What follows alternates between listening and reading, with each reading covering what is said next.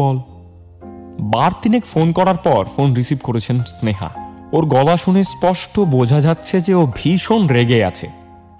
সমীরণ বেশ খানিকটা থতমত খেয়ে গেল প্রথমে। দুদিকের ঝামেলা তো আর সবাইকে সামলাতে হয় না। মা আর স্নেহার মাঝখানে পড়ে গিয়ে এইভাবে চিঁড়ে চ্যাপটা বোধ হয় শুধু ওকেই হতে হয়। তুই আমার মেসেজটা দেখেছিলি? এইটা বলার জন্য ফোন করেছিস? দেখ দেখ দেখ, আমি জানি যে তুই রেগে আছিস, কিন্তু একটু বোঝার চেষ্টা কর। মা হঠাৎ করে বলল। না না সমীরণ, সবসময় আমার পক্ষে এগুলো বোঝা সম্ভব নয়। আমি বোধহয় একটা নার্সারির বাচ্চার সঙ্গে প্রেম করছি না, যাকে সবসময় তার মায়ের কথাই চলতে হবে। তুই একবার আমার কথাটা শোন। আমি চেষ্টা করছিলাম মাকে কাটানোর, কিন্তু তোর এই চেষ্টা করার ডেসক্রিপশন শুনতে শুনতে আমি বোর হয়ে গেছি। বিশ্বাস কর, তুই বরং এবার একটা সিদ্ধান্ত নে। সিদ্ধান্ত?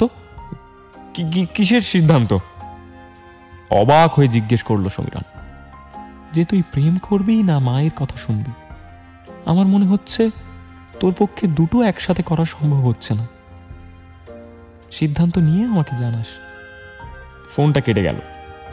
খুব রাগ হচ্ছিল সমীরণের, কিন্তু কিছু বলার ছিল না ওর। আমাদের গল্পের নায়কের এই একটা ট্রেডমার্ক সমস্যা, কথা বলার জায়গায় ও খুব একটা কিছু বলতে পারে না। সমীরণের যত চিৎকার চেঁচামেচি সবটাই ওর নিজের বাড়িতে, মায়ের কাছে। বাইরের পৃথিবীটাতে আমাদের নায়ক নিতান্তই গো বেচারা, মানে সাত চড়ে রা কাড়ে না। এক্ষেত্রেও ব্যাপারটা একদমই তাই। স্নেহার রাগ হওয়ার কারণ আছে, কিন্তু সমীরণের দিকটাও তো একবার দেখার দরকার ছিল, না হলে তো ব্যাপারটা একতরফা হয়ে যাবে। সমীরণ যে ওর মায়ের কথার উল্টো দিকে গিয়ে কিছু করে না এমনটা তো নয়, কিন্তু কয়েকটা সিচুয়েশন এমনই হয় যেখানে সত্যিই কিছু করার থাকে না। এই যেমন কালকের ব্যাপারটা, সমীরণ কি ওর বাড়ি থেকে জোর করে বেরিয়ে যেতে পারতো, কিন্তু এগুলোর কিছুই তো বলতেই পারলো না স্নেহাকে। উপরন্তু এইরকম একটা সিদ্ধান্ত নেওয়ার কথা বলে দুম করে ফোন রেখে দিল স্নেহা। সমীরণের খুব ইচ্ছে করছে ফোন করে ওকে বলতে যে সিদ্ধান্ত নেওয়া হয়ে গেছে, ও কিছুই করবে না, মায়ের কথা তো শুনবেই না এবং প্রেমও করতে পারবে না। কারণ এখানে ওকে কারণ না কারোর কথা শুনেই চলতে হচ্ছে। নিজের জায়গাটা তো খুঁজেই পাচ্ছে না সমীরণ।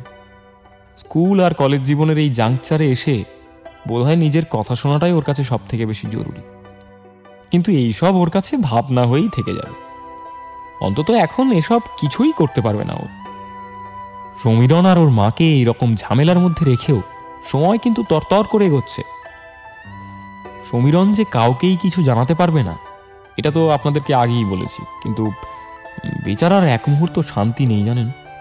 স্নেহার সঙ্গে ওর এক প্রস্থ ঝগড়া হয়েছিল, তারপর সেই ঝামেলা মিটল বেশ কয়েকদিন পর। স্নেহাই ফোন করেছিল এবার। কিরে, কোনো পাত্তাই তো নেই তোর? সবসময় তো আমিই পাত্তা দিয়ে যাই। কই, তুই তো দিস না। বাবা, ভালোই রেগে আছিস মনে হচ্ছে। কি ব্যাপার বলতো? কিছুই ব্যাপার নয়, আমি ঠিক আছি। তোর খবর বল। তুই এরকম রাগ করে থাকলে আমার আর কি খবর থাকবে বল? আমি রেগে নেই, আর গিয়ে সেদিনের জন্য আমি সরি। সরিটা আমিই বলবো বলে ফোন করেছি। আমার সেদিন ওভাবে বলা উচিত হয়নি। বেরোবি একদিন এর মধ্যে? ব্যাস, গোলে জল হয়ে গেল সমীরণ। এইটুকুই ওর কাছে যথেষ্ট। স্নেহার সঙ্গে কথা হচ্ছিল না বলে ওর রীতিমতো মন খারাপ হয়ে গিয়েছিল। আর দু একদিনে স্নেহার ফোনটা না এলে সমীরণ নিজেই ফোন করতো ওকে। আসলে রাগ ধরে রাখাটা আমাদের নায়কের কর্ম একেবারেই নয়। হ্যাঁ বল, কবে বেরোবো? এই রোববার। হ্যাঁ, একদম পারফেক্ট হবে। কোথায় যাবি? শ্রীরামপুরেই চ, ঘাটে বসবো, আর ভালো কোথাও একটা খেয়ে তারপর বাড়ি ফিরবো। ওকে, রোববার দেখা হচ্ছে তাহলে, রাখি। স্নেহা আর সমীরণের দ্বিতীয় ডেটটাও মন্দ হলো না। আগেকার রাগ অভিমান অনেকটাই চলে গেছে ততদিনে। শ্রীরামপুরের গঙ্গার ঘাটে বসে অনেকক্ষণ গল্প করলো দুজনে। এই প্রেসিডেন্সি রেজাল্ট কবে বেরোবে কিছু জানিস তুই? না, সেরকম তো কোনো খবর পাইনি। তোর পরীক্ষা কেমন হয়েছিল? খুব ভালো হয়নি, 5টা ভুল করেছিলাম, ওই জন্যই আমার একটু চাপ লাগছে। আরে ওই 5টা ভুলে কিচ্ছু হবে না, তোর ঠিক হয়ে যাবে তোর। আর জেভিয়ার্সের কি খবর? ওটা তো এইচএসের নম্বরের ভিত্তিতে হবে। ও আচ্ছা, বুঝলাম। এই আমারও না চাপ লাগছে হালকা। কেন, তোর তো পরীক্ষা ভালোই হয়েছে বললি। হ্যাঁ তা তো হয়েছে, কিন্তু ওদিকে অন্য একটা কেস আছে। কি কেস? বেলুড়ের পরীক্ষাটাতে তো আমি অলমোস্ট সাদা খাতা জমা দিয়েছিলাম, কিন্তু নরেন্দ্রপুরের পরীক্ষাটা মোটামুটি লিখেছিলাম। কাল দুটোরই রেজাল্ট। বেলুড়টা নিয়ে কোনো চাপ নেই, কিন্তু নরেন্দ্রপুরটা হয়ে গেলে। মানে তোকে ওখানে ভর্তি করে দেবে? হ্যাঁ, সেদিনকার পর বাড়িতে আর কোনো কথা হয়নি। আমিই বলছি না ভর্তি করবে কিনা আমি শিওর না, কিন্তু যদি করে দেয়। না না, এটা কি করে হয়? তুই বল পড়বি না? তোর তো প্রেসিডেন্সিতে পড়ার ইচ্ছে, সেটাই তো বলেছিস। আরে হ্যাঁ, সেটা সবই বলেছি। এবারে কথাটা শুনলে তো হয়। নরেন্দ্রপুরে ভর্তি করে দিলে। করে দিলে বল, কি বলতে চাইছিস? আমাদের দেখা সাক্ষাৎ, কথাবার্তা, ঘুরতে যাওয়া কিছুই আর হবে না। আর কিছু বলল না স্নেহা। বেশ কিছুক্ষণ সমীরণের দিকে তাকিয়ে রইল। অদ্ভুত একটা চাহনি তখন স্নেহার চোখে। ছোটবেলার প্রেমগুলো যে অনেক ক্ষেত্রেই শুধু ইনফ্যাচুয়েশন, তাতে কোনো সন্দেহ নেই।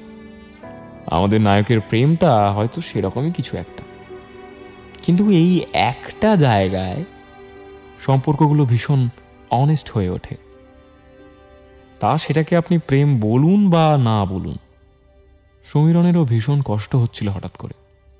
ও দেখল স্নেহার চোখটা চিকচিক করছে। এইরকম সময়ে কি বলতে হয় সমীরণ জানে না, কি করবে সেটাও ওর কাছে একদম স্পষ্ট নয়। কিন্তু বোধহয় এই সময়গুলোর নিজস্ব কিছু ম্যাজিক আছে, যা করানোর তারা চরিত্রদের দিয়ে ঠিক করিয়ে নেয়। স্নেহার হাতটা রাখা ছিল সমীরণের হাতের ওপর। সেখান থেকে কখন যে ওরা বেশ খানিকটা কাছাকাছি চলে এসেছে বুঝতেই পারেনি। সবে সন্ধে হচ্ছে তখন। চারপাশের গাছপালা আস্তে আস্তে আড়াল করে দিচ্ছিল ওদের। স্নেহা হঠাৎ অনুভব করল ওর ঠোঁটের ওপর আলগা একটা স্পর্শ টের পাচ্ছে। ভীষণ উষ্ণ, ভীষণ আদরের একটা স্পর্শ। এইখানে ওদেরকে ছেড়ে দেওয়া উচিত। টিনেজের একদম বর্ডারে দাঁড়িয়ে থাকা দুজন খুব কনফিউজড মানুষ পরস্পরকে যেন হঠাৎ করে খুঁজে পেয়েছে, হয়তো খুব অল্প সময়ের জন্য। তবু এই খুঁজে পাওয়াটা তো সত্যি। হয়তো সত্যিই সমীরণকে নরেন্দ্রপুরের হোস্টেলে চলে যেতে হবে, বা হয়তো অন্য কিছু ঘটে যাবে হঠাৎ করে। এইরকম স্নেহা আর সমীরণরা খুব বেশি দিন একসাথে থাকতে পারে না, কিন্তু এই জটিল পৃথিবীটায় দুটো মানুষ খুব অল্প সময় একসাথে থাকতে পারলেও তো সেটা কম কথা নয়।